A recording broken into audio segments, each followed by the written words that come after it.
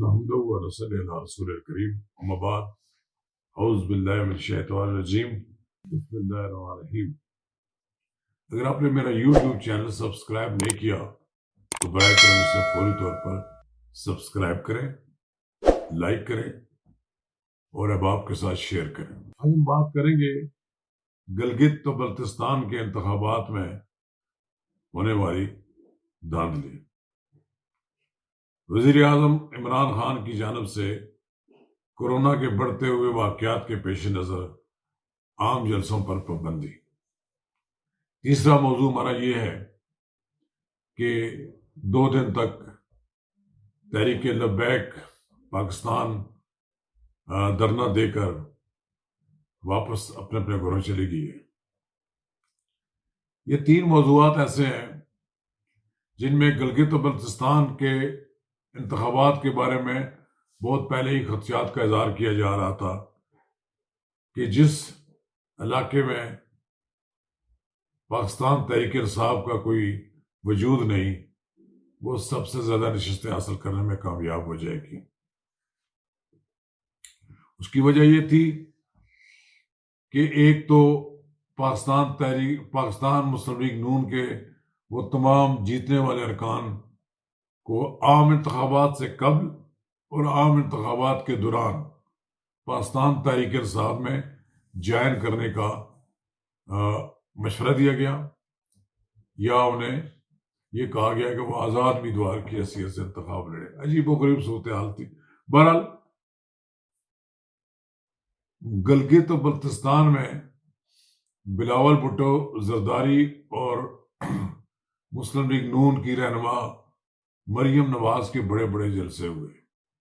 اس سے یہ ظاہر ہوتا تھا کہ عوام کی جو ریلا ہے وہ ان 2 جماعتوں کی طرف ہے، لیکن جب نتائج آئے اور جب نتائج مرتب کیے گئے تو جہاں پر 600 ووٹوں سے ایک امیدوار آ رہا تھا، اس کو 2 ووٹوں سے جتوا دیا گیا۔ مسلم لیگ نون، پیپلز پارٹی، جمعیت علماء اسلام سمیت اپوزیشن کی تمام جماعتوں نے گلگت و بلتستان کے انتخابی نتائج قبول کرنے سے انکار کر دیا۔ پاکستان ڈیموکریٹک موومنٹ اپنی رفتار کے ساتھ جلسے جلوس کر رہے ہیں۔ اس دوران وزیر اعظم عمران خان نے کورونا کے بارے میں ایک اجلاس کے بعد فیصلہ کیا کہ وہ سب سے پہلے اپنے جلسے منسوخ کرتے ہیں، اس کے بعد وہ اپوزیشن سے کہیں کہ وہ جلسے منسوخ کر دیں، تاکہ کورونا کے بڑھتے ہوئے واقعات کے پیش نظر احتیاطی تدابیر کی جا سکے۔ لیکن اپوزیشن اور حکومت کے درمیان بد اعتمادی کا ایسا ماحول ہے کہ اپوزیشن حکومت کی کوئی ایسی بات قبول کرنے کے لیے تیار نہیں ہوگی۔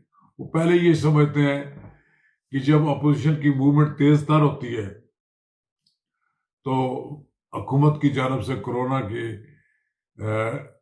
واقعات اور اس میں جاں باک ہونے والوں کی تعداد زیادہ بڑھ چڑھ کر دکھائی جاتی ہے۔ بہرحال ایک مسئلہ تو ہے کورونا کا، جس کو حل کرنا سب نے مل جل کر کرنا ہے اور اعتماد کے ماحول میں ایک دوسرے کو لے کر آگے چلنا ہے، تاکہ یہ مسئلہ حل ہو اور یہ ہمیشہ کے لیے ختم ہو جائے۔ اب اس دوران تحریک لبیک پاکستان کے قائد علامہ خادم رضوی کی قیادت میں ہزاروں افراد فرانس میں خاکوں کی اشاعت کے خلاف احتجاج کے لیے اسلام آباد کی طرف بڑھے۔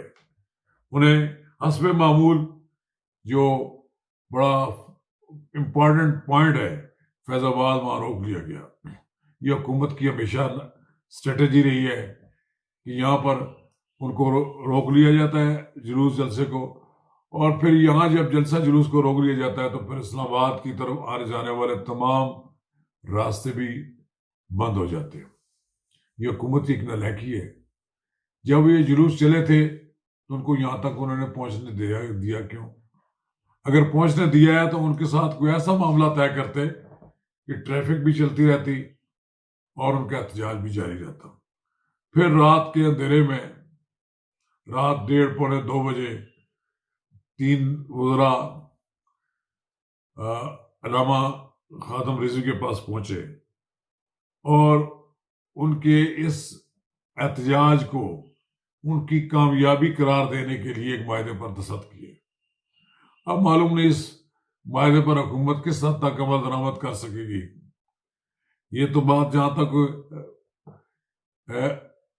تحریک لبیک کے کارکنوں کی رہائی کا معاملہ ہے وہ تو اسی وقت کر دیا گیا، جب وہ کیا گیا تو معاہدے پر عمل درآمد ہوا، اور پھر یہ بھی کہا گیا کہ کوئی نیا مقدمہ کسی کے خلاف نہیں بنایا جائے گا۔ یہ 2 باتیں تو حکومت کے بس میں ہیں، لیکن جہاں تک فرانس کی پروڈکشن کا بائیکاٹ ہے سرکاری سطح پر، اس بارے میں حکومت ابھی تک کوئی فیصلہ نہیں کر سکی، لیکن بہرحال یقین دہانی کرائی کہ وہ اس معاملے کو پارلیمنٹ میں لے کے جائے گی۔ پھر اسی طرح اپنا سفیر واپس بلانا اور فرانس کا سفیر واپس بھجوانا، یہ بھی 2 ذرا مشکل کام ہے، حکومت نے اس کے لیے وقت لے لیا ہے، لیکن میں یہ سمجھتا ہوں کہ یہ اس معاملے پر پوری قوم کی ایک رائے ہونی چاہیے، تمام جماعتیں مل کر ایک متفقہ رائے بنائیں اور پھر وہ حکومت کے سامنے پیش کریں، اور پھر یہ بے بس اور جو صرف تقریریں کرنے والی حکومت ہے اس کے سامنے رکھے تاکہ وہ کن باتوں پر عمل درآمد کر سکتی ہے۔ میں یہ سمجھتا ہوں گلگت بلتستان، عام تاثر یہ ہے کہ گلگت بلتستان میں ہونے والی انتخابی دھاندلیوں پر پردہ ڈالنے کے لیے یہ اس دھرنے کو زیادہ اجاگر کیا گیا۔ آپ دیکھتے ہیں کہ آنے والے دنوں میں حکومت کس طرح پی ڈی ایم کی تحریک سے نپٹتی ہے، کس طرح دھرنے میں کیے گئے وعدے پورے کرتی ہے، اور آنے والے دنوں میں جو ملک میں ایک لانگ مارچ کی جو تیاریاں ہو رہی ہیں اس کو کس طرح روکتی ہے۔ ان سب سوالات کے جوابات دسمبر کے مہینے میں آنا شروع ہو جائیں گے۔ شکریہ۔